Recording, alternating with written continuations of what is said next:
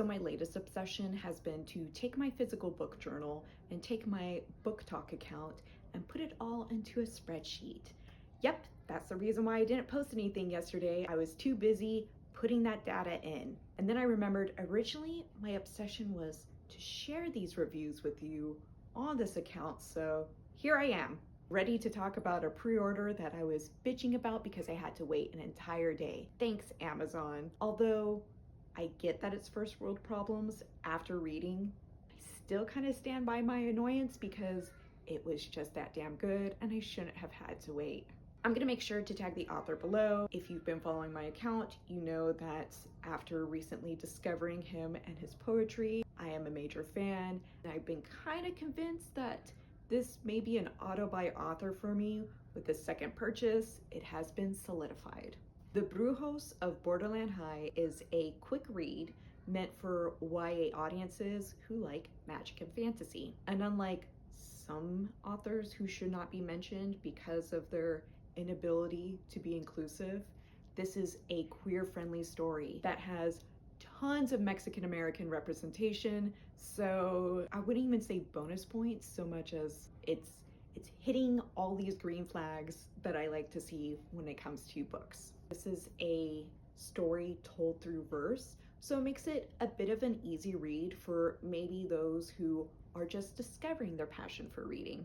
And although it's a quick read, it's not a light, no substance, you're gonna forget about it once you're done read.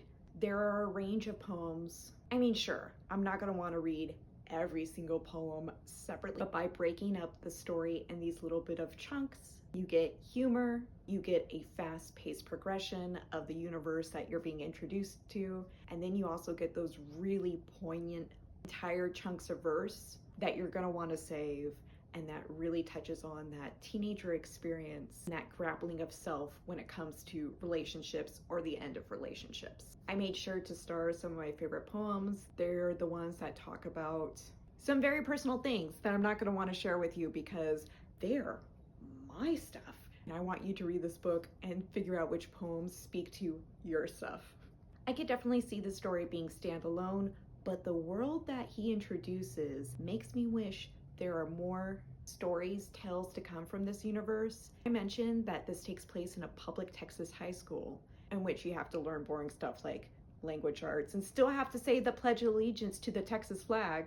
But there's also classes that are focusing on the magical or brujeria arts, and they all get their own tarot card deck, which is important because it has to do with, you know, those monsters that are appearing and forbidden cold magic. I know it's forbidden, but also I feel like I might be having some issues, like some of the characters when it comes to it. I would highly recommend this book that just came out, and don't be surprised if you see me reviewing everything he ever writes.